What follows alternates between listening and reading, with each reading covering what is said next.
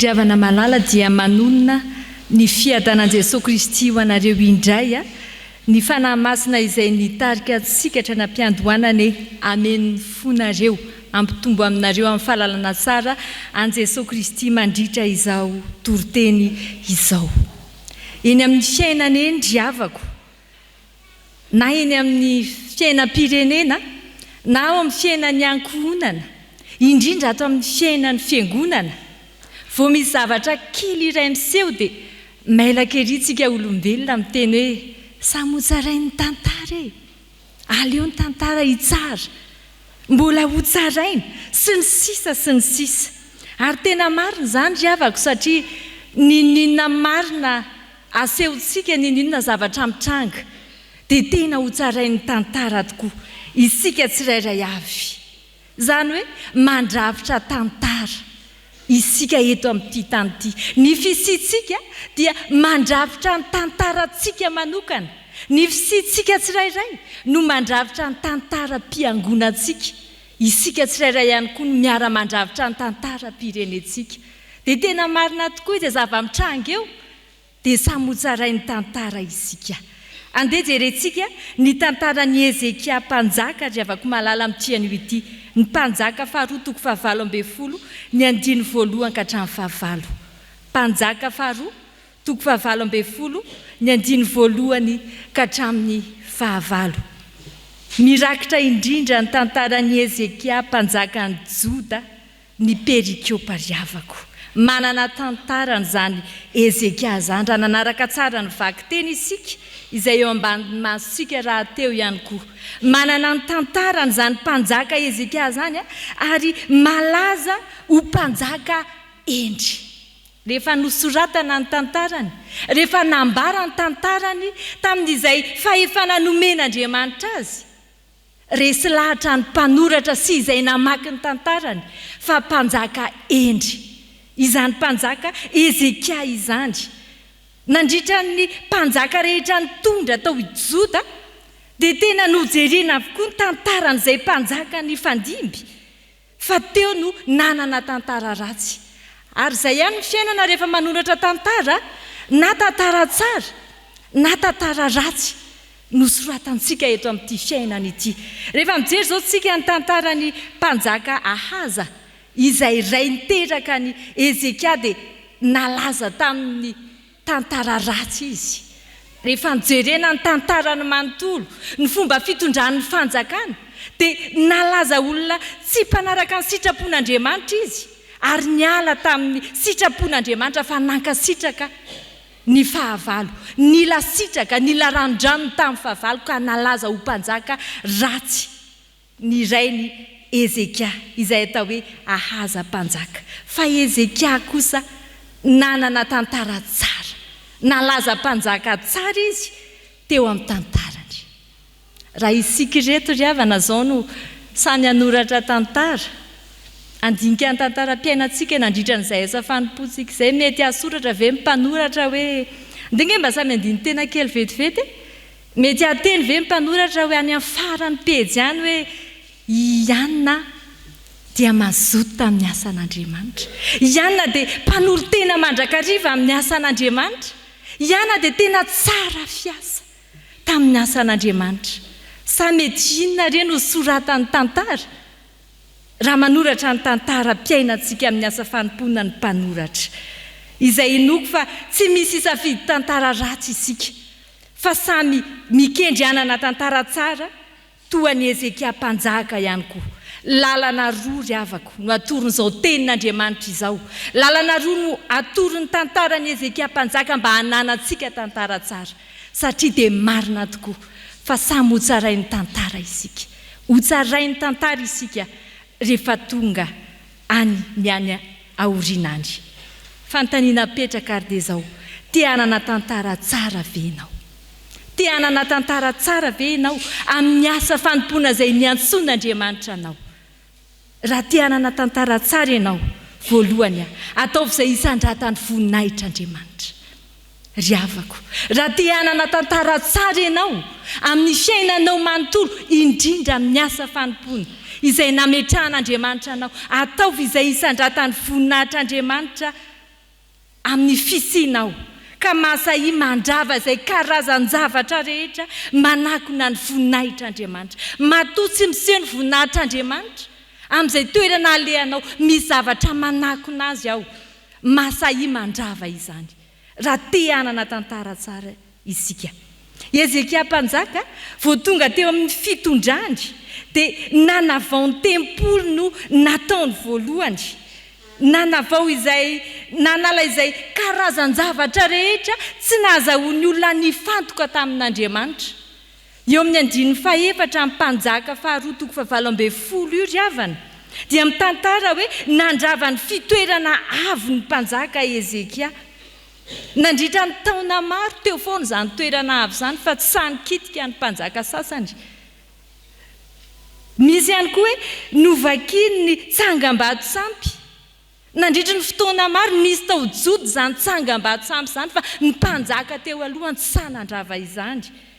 Ny kapany aseriany hazo lehibe izany nanorotoro ny mena ranavarana izay nataony Mosesy antaona ny maro. Sanandrava izany Hezekia satria izany rehetra izany manakona ny voninahitr'Andriamanitra. Eny fa na hoe le sary vongana mena ranavarana nataony Mosesy azy tena sarotiny ny jiosy raha vao zavatry ny Mosesy ny kitikitihana. Fa nanakona ny voninahitr'Andriamanitra. Iny sary mena ranavarana iny ny banjin'ny olona fa tsy nijery an'Andriamanitra ny olona. Noravany Hezekia satria manakona ny voninahitr'Andriamanitra. Ny fahasahiana nandrava, ny fahasahiana namaky, ny fahasahiana nanesitra, ny zavatra rehetra nanakona ny voninahitr'Andriamanitra tao amin'ny tempoly. Dia sahany Hezekia mpanjaka nanala izany satria manakona ny voninahitr'Andriamanitra. Ry havako malala, fahasahiana toy izany no natonga azy ho mpanjaka tsara. Nanana ny tantara hoe mpanjaka endry, mpanjaka nanana an'Andriamanitra. Rehefa manakona ny voninahitr'Andriamanitra dia esory. Tonga amintsika ny tenin'Andriamanitra amin'ity anio ity. Te hanana tantara tsara ve ianao amin'ny asa fanompoana? Te hanana tantara tsara ve ianao eo amin'ny fiainanao? Masahi mandrava, masahi manositra, masahi manala izay manakona ny voninahitr'Andriamanitra. Nanala ny sampy Hezekia fa amin'izao fotoana izao ry havako malala betsaka ny endrika sampy izay miseho ato anatin'ny fiangonana. Betsaka ny karazan-javatra asehontsika vahoaka an'Andriamanitra manala ny voninahitr'Andriamanitra. Raha tsy teny fotsiny ihany toetrany tsirairay izay maka fitoerana avo. Inona moa ilay fitoerana avo? Ny fitoerana avo dia maka toerana te hireare, te hanandra-tena, te hanambony tena, mitady voninahitra ho an'ny tena eo ampanaovana ny asan'Andriamanitra. Sampy izany, manakona ny voninahitr'Andriamanitra izany.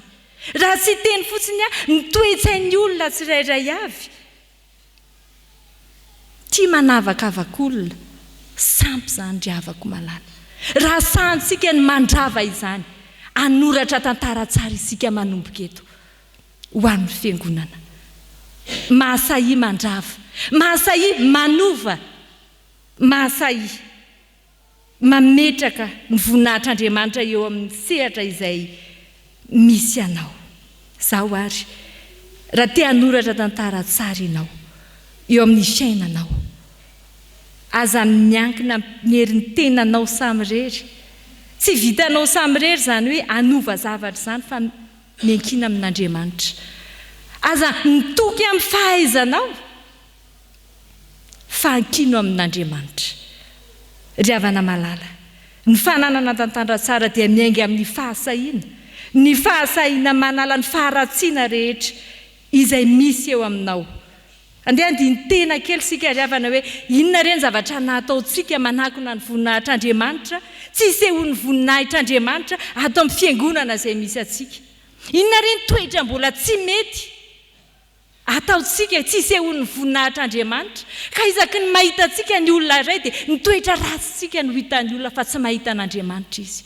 Inona ny teny fitenitsika tokony hoesorina amin'ny vavantsika, tsy hisehoan'ny voninahitr'Andriamanitra ka tafitohana ny olona vao mahita antsika. raha sa mandiny tena foy ao anatin'izany isika ka sa manala sa manongotra izay tsy mety ataosika anana tantara tsara isika izay sa no anana tantara tsara fa zay tsy sa dia ratsy ny tantarany.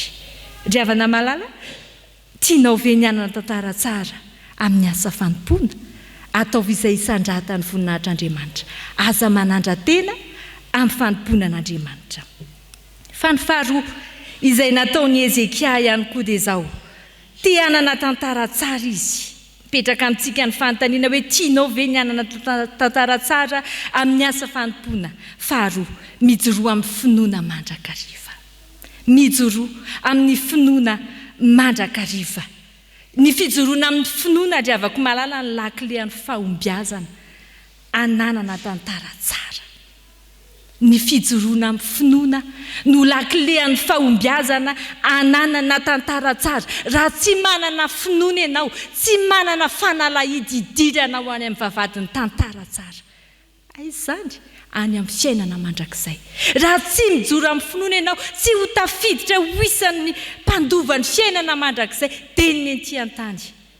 Raha tsy manana an'izany lakile amin'ny fahombiazana izany. Vakiko aminao ny eo amin'ny 5:5.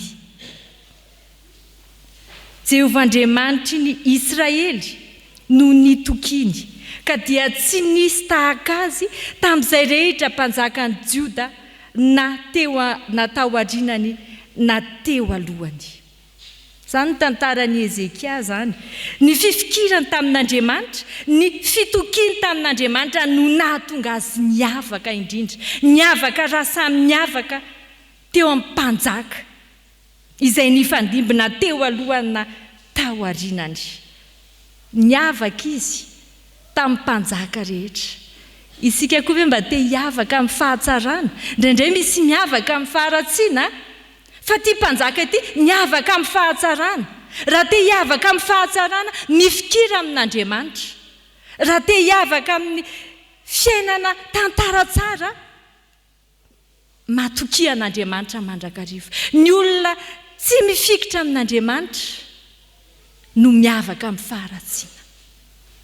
Dia sika andiny tena vetivety, inona mampiavaka atsika? Miavaka amin'ny fahatsarana ve isika? Sa inona dia tena mampiavaka atsika loatra amin'ny fisitsika? Ato amin'ny fiangonana, any amin'ny tokantrano, any amin'ny firenena, any amin'ny fiarahamonina sy any amin'ny asantsika. Tsika ve ilay miavaka amin'ny fahatsarana hoe iny dia tena zao Sa inona dia mampiavaka atsika? Raha te hiavaka amin'ny fahatsarana ianao, mifikira amin'Andriamanitra. Raha te hiavaka amin'ny fahatsarana ianao, mijoroa amin'ny finoana. Toetra roa ry havako, ny ahafantaranao fa miavaka amin'ny fahatsarana ianao.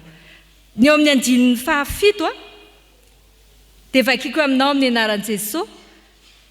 Ary Jehovah nomba azy, ka dia nambinina tamin'izay nalehany rehetra izy. Hatreo aloha, ny olona mijoro amin'ny finoana, Jehovah momba azy.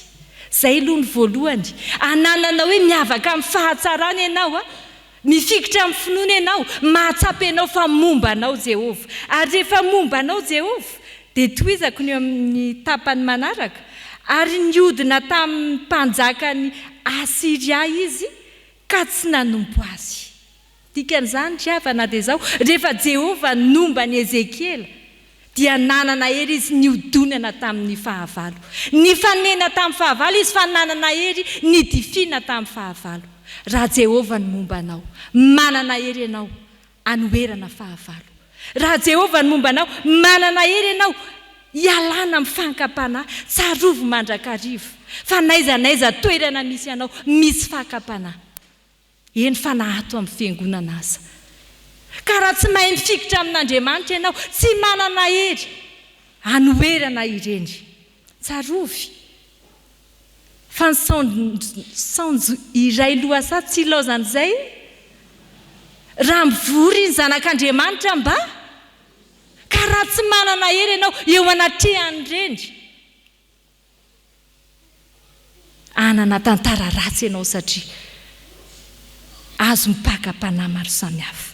Ny olona izay mijoro amin'ny finoany, te hanoratra tantara tsara, dia mifikitra amin'Andriamanitra izy, ary ho tonga olona matanjaka, manana hery manohatra fankam-panahy amin'izay sehatra misy azy, indrindra ato amin'ny sehatra nentsoan'Andriamanitra. Fa ny olona izay omban'Andriamanitra ihany koa ry havana dia tsy hoe manana hery izy fa mahasa miady amin'ny fahavalo.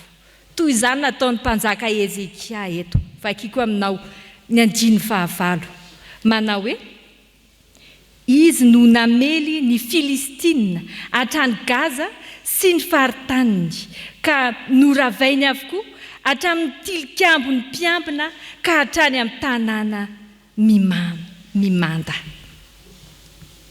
Ny olona izay mijoro amin'ny finoana dia mahazo hery izy anoherana fakam-panahy. Mahazo hery ihany koa izy ka sa mandeha mandrava ny fahavalo. Tsy hoe akory andeha hanangana ady amin'ny fahavalo, fa mandrava ny asan'ny fahavalo. Toa ny Ezekia nitety vazan-tany izy, nandravana ny fahavalo. Fa inona ny tiany tenin'Andriamanitra ataoko? Inona ny tiany tenin'Andriamanitra ataonao? Amin'izany hoe mahasa mandrava ny fahavalo zany, mahasa manao tafika masina, mahasa mitory ny filazan'ny tsaran'i Jesosy Kristy na anatiny na ivelany.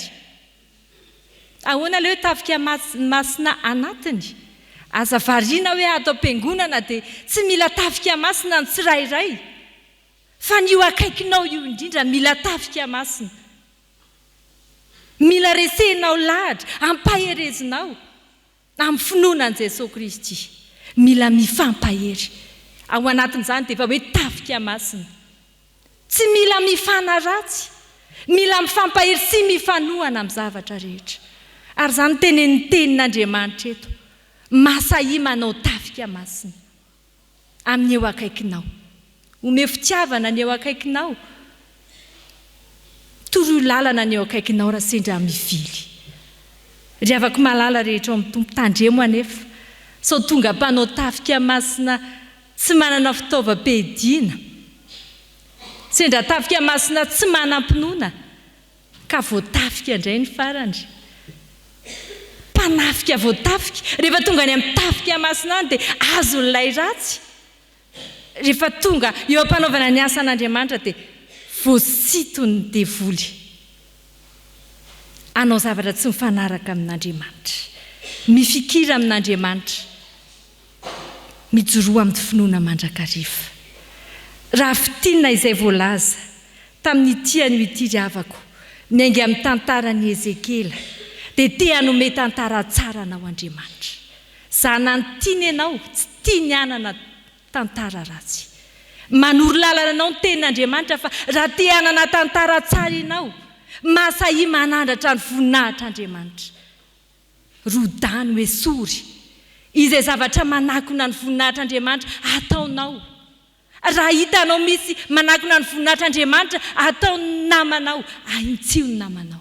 Eto ambavaka ny namanao, aza jerijerena fotsiny ny namanao. Fa izany ny sitrapon'Andriamanitra hoe mahasa. Raha te hanana tantara tsara ianao, mijoroa amin'ny finoana. Fa raha tsy mahay mijoro amin'ny finoana ianao, tsy ahazo hery anoherana ny asan'ny Satana. Na any atokantrano io, na any amin'ny fiarahamonina indrindra ato amin'ny fiangonana.